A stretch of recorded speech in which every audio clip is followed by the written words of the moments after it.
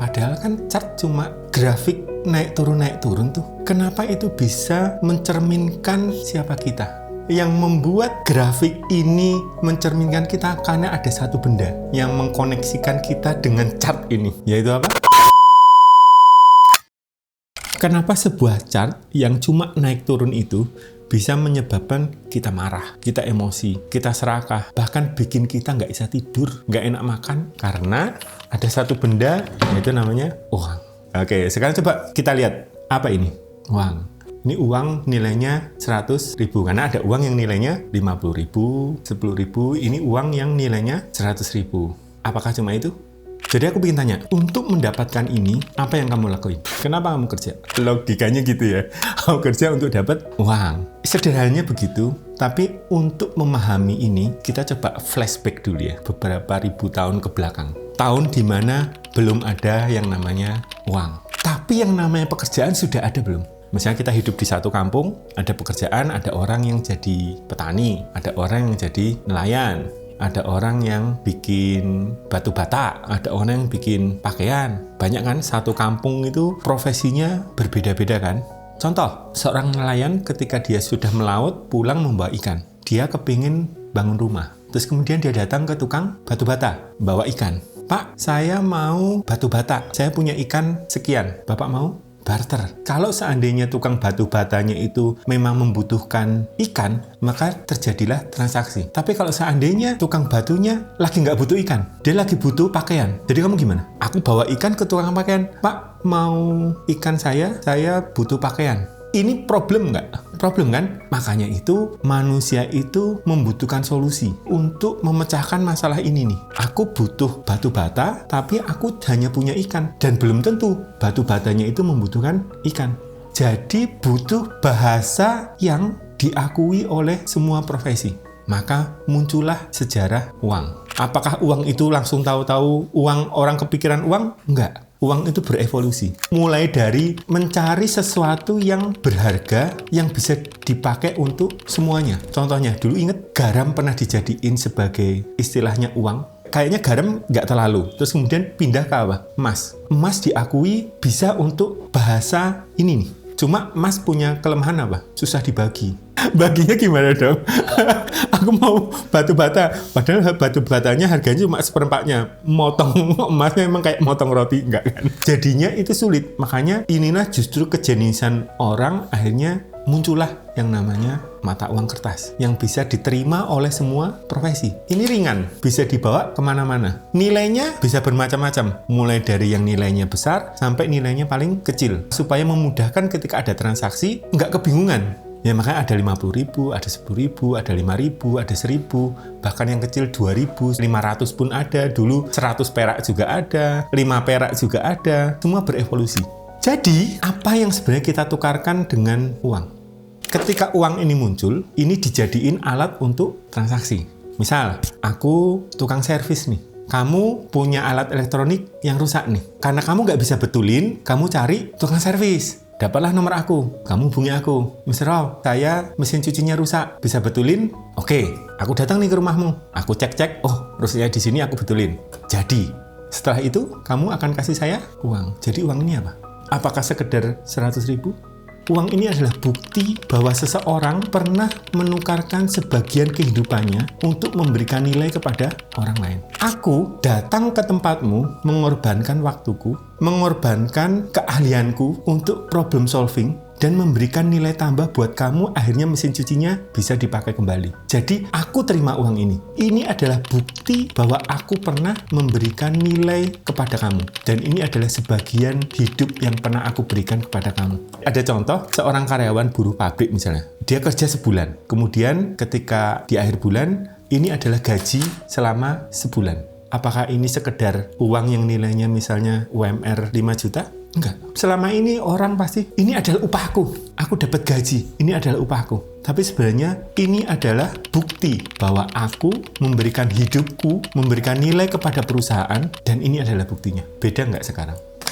Apa sih yang dikorbankan? Waktu dan tenaga. Subuh-subuh bangun, pergi ke pabrik, pulang bisa tengah malam, selama sebulan, belum macetnya, belum aku harus berdiri seharian di pabrik, Ini buktinya. Sekarang kembali lihat lagi selembar uang ini. Mungkin bagi saya untuk mendapatkan satu lembar ini butuh 1 jam kerja. Tapi ada orang lain untuk mendapatkan satu ini membutuhkan 3 jam kerja. Bahkan ada yang butuh 1 hari untuk mendapatkan satu lembar ini. Satu lembar uang 100.000 itu punya ceritanya sendiri-sendiri. Nah, sekarang coba bayangkan. Tiap lembar kita kumpulkan setiap hari sampai terkumpul misalnya segini nih. Bayangkan ini kita masukkan ke market. Setiap orang punya ceritanya sendiri-sendiri. Ada orang yang mengumpulkan ini mungkin cuma 1 hari. Ada orang yang mengumpulkan ini sebulan. Tapi ada orang juga yang ngumpulin ini bertahun-tahun. Nilainya sama, misalnya nilainya 5 juta. Tapi cerita di balik 5 juta ini setiap orang beda-beda. Bayangkan ini sekarang dimasukkan ke market. Setelah masuk market, yang tampil sekarang apa? Chart. Candlestick yang naik, turun. Ketika market itu turun, uang kita mulai berkurang. Yang tadinya awalnya 5 juta mulai berkurang 1 juta nih. 1 juta buat saya sama 1 juta buat kamu, artinya bisa beda nggak? Bisa. Padahal nilainya sama-sama turun 1 juta. Tapi bagi kita masing-masing, ceritanya beda-beda.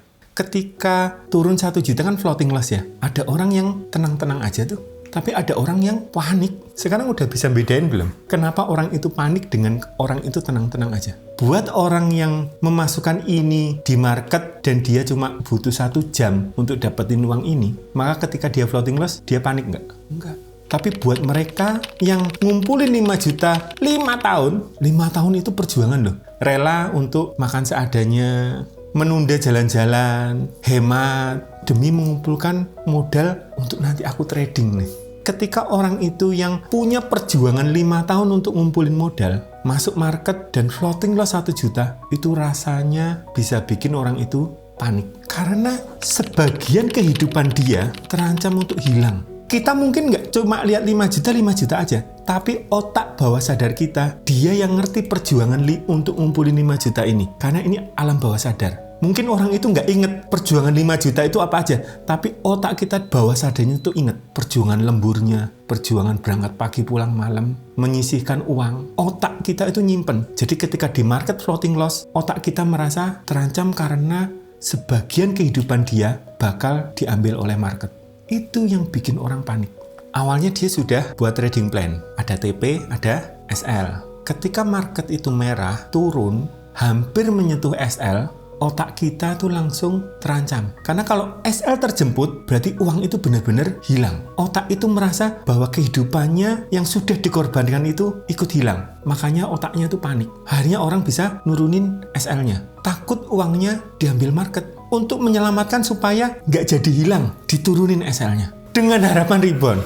Paham? Kenapa ketika aku floating loss, terus bentar lagi kayaknya market naik. Di pikiran kita itu, sebenarnya otak kita itu yang nggak ingin uang itu hilang. Sehingga memberikan kepemikiran kita, bentar lagi market kayaknya naik nih. SL-nya aku turunin dikit deh. Market masih turun lagi, SL bisa dipindah lagi. Lihat chart lagi, kayaknya semoga aja bentar lagi naik nih. Tapi kalau sampai kena SL-nya, hilang, planning kita semua sudah buyar. Otak kita sudah langsung merasa sebagian kehidupannya sekarang benar-benar hilang. Orang itu jadi langsung pengen balas dendam. Masuk lagi ke market. Ingin mengambil sebagian kehidupan yang sudah hilang. Itu kenapa orang akhirnya revenge, pengen balik lagi ke market, pengen balas dendam, pengen ngambil sebagian kehidupan yang hilang tadi. Masuknya buru-buru. Sudah melupakan yang namanya trading plan, sudah melupakan apa, langsung masuk pokoknya. Selama ini kita mungkin menganggap terlalu sederhana satu lembar uang ini. Ini upahku, ini hasil kerjaku. Tapi sebenarnya di dalamnya, ini adalah gambaran potongan kehidupan aku. Jadi kalau market adalah cermin diri kita, sedangkan uang itu adalah cermin dari sebagian kehidupan kita. Jadi kalau market dan uang ini ketemu, disinilah mulai kita bisa melihat siapa diri kita sebenarnya. Contohnya gini deh, ada 2 orang nih, Adi dan Budi. Anggap aja mereka bersahabat, mereka pengen belajar trading dan terjun ke market. Mereka belajar di tempat yang sama, ikut seminar bareng, akhirnya memutuskan untuk kita masuk. Anggap aja mereka sama-sama memasukkan modal 5 juta nih, sebagai awal mereka terjun ke market ini. Adi masuk 5 juta, Budi juga masuk 5 juta. Tapi seperti cerita kita di awal, bahwa 70-90% trader pemula berujung gagal. Kita anggap Adi dan Budi mengikuti jalan yang sama. Setelah mereka trading 2 minggu, mereka berujung gagal. Duitnya habis di market. Kita lihat, si Budi ketika dia kehilangan 5 juta, dia menasihati si Adi nih. Udah Di, nggak apa-apa lah, kita belajar lagi, mungkin kita kurang disiplin nih. Dah, belajar lebih disiplin lagi. Itu respon si Budi. Tapi respon si Adi, dia tertunduk diem. Tidak banyak berkata-kata, pulang dengan wajah muram, ketemu istrinya. Gimana Di, tradingnya? Ya gitulah. Ya oke lah, tapi sebenarnya di dalam hatinya itu dia benar-benar berkecamuk nih. Bahkan sampai malamnya pun nggak bisa tidur, makan nggak enak, ngobrol sama istri juga auranya itu nggak bersemangat. Apa yang kita bisa pelajari dari 2 orang ini? Si Budi responnya gimana? Ya anggap aja ini pelajaran lah, ya kita akan disiplin lagi deh, nanti masuk market lagi nih. Tapi si Adi patah semangat. Sepertinya ada kehidupan dia yang hilang. Ya memang hilang. Karena uang 5 juta si Adi ini adalah sebagian kehidupannya yang dia kumpulin misalnya 5 tahun tuh untuk mengumpulkan 5 juta itu. Jadi ketika uang itu semua hilang, sebagian kehidupan Adi ikut hilang bersama market. Tapi kalau si Budi, bisa aja 5 jutanya itu adalah bonus dari perusahaan. Kinerjanya bagus, bonus dapat dari perusahaan, dikasihlah 5 juta. Tahu bedanya? Yang satu ini adalah perjuangan selama 5 tahun, yang satu adalah ini cuma bonus. Jadi ketika uang itu sama-sama 5 juta hilang di telan market, respon orang bisa beda-beda. Karena cerita di balik uang itu semua beda-beda. Saya beda, kamu pun juga beda. Dari cerita ini, mungkin aku jadi teringat satu istilah, kalau mau masuk market, gunakan uang dingin. Aku baru ngeh tuh, yang dimaksud uang dingin tuh yang gimana sih? Apalagi kalau seandainya masuk market pakai uang panas. Panas dingin. Contoh uang panas itu gimana? Ya uang kebutuhan dia sehari-hari, dia pakai buat di market. Apalagi kalau seandainya kamu pakainya adalah uang pinjaman. Wah ini lebih serem lagi. Bayangin beban orang yang trading ketika pakai uang panas tuh. Nggak tenang, apalagi uang pinjaman. Rasa takut ketika floating loss, wah itu luar biasa banget tuh. Ketakutan nanti uangnya hilang, belum nyicilnya, belum merusak kehidupannya, itu uang panas. Nah, uang dingin adalah uang yang kalau hilang nggak apa.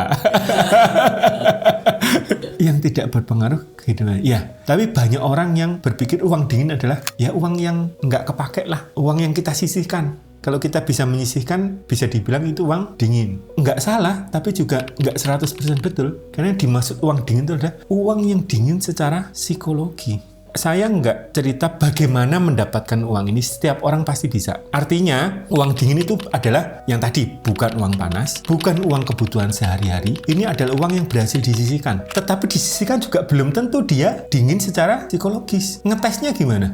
Uang yang sudah aku sisihkan, benar nggak ini sudah dingin secara psikologis? Kamu harus berpikir, kalau seandainya uang yang ini aku masukkan ke market, kemudian hilang, hidupku masih tenang nggak? Bayangin itu dulu. Kalau uang ini kamu masuk ke market terus kemudian ini hilang nanti, hidupku juga masih susah, ya berarti ini belum dingin secara psikologis. Jadi nilainya berapa uang dingin itu? Masing-masing orang beda-beda. Bukan nilainya bukan. Tapi ketika uang dingin ini masuk ke market dan ini hilang, respon aku gimana? Kalau respon aku, ya udah kayaknya sih hidupku masih oke. Ya itu berarti termasuk dingin secara psikologis. Contoh, aku sudah sisihkan uang, ternyata uang ini sebenarnya uang untuk aku pensiun nih. Oke, sudah disisihkan. Tapi karena tergiur dengan pengen cepet kaya, aku ambil uang pensiunku, aku masukkan ke market. Betul nggak ini uang yang sudah aku sisihkan? Betul. Tapi ketika kamu masuk market, terus kemudian kamu berpikir, ini kalau seandainya uang ini hilang, aku masih bisa tenang nggak? Enggak.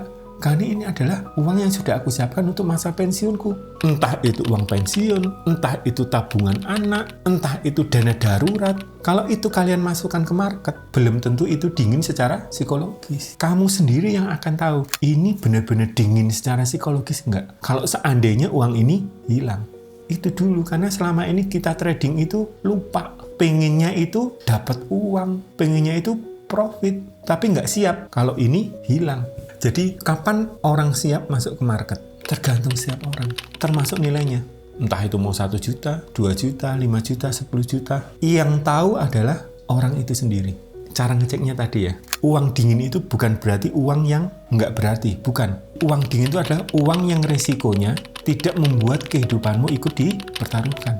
Itu uang dingin secara psikologis. Jadi ketika uang ini masuk ke market, jadi tujuan trader itu mencari keuntungan atau mengelola risiko. Karena selama ini Ketika kita mau masuk ke market, yang diajarkan ke kita adalah cari profit. Sampai terkenal dengan istilah salam cuan. Dengan semakin sering kita dengar istilah salam cuan, ketika masuk trading, berarti aku akan dapat cuan. Jadi ketika aku punya modal, aku masuk ke trading untuk mendapatkan cuan, keuntungan. Padahal tadi kita sudah membahas bahwa uang dingin adalah uang yang resikonya tidak membuat hidup kita terganggu. Artinya apa? Uang ini punya resiko hilang nggak? Punya resiko hilang. Jadi tugas utama trader itu adalah mencari profit atau mengelola resiko. Kalau awalnya kita berpikir trading itu adalah mencari keuntungan, sekarang mulai dirubah bahwa tugas seorang trader adalah mengelola resiko supaya modal yang kita dalam tanda kutip pertaruhkan tidak hilang. Kalau video ini bermanfaat, silahkan ikuti perjalanan saya berikutnya. Dan seperti biasa, gunakan akal sehat Anda. Jangan percaya siapapun mentah-mentah, termasuk saya. Saya Mr. Wow, sampai jumpa video berikutnya.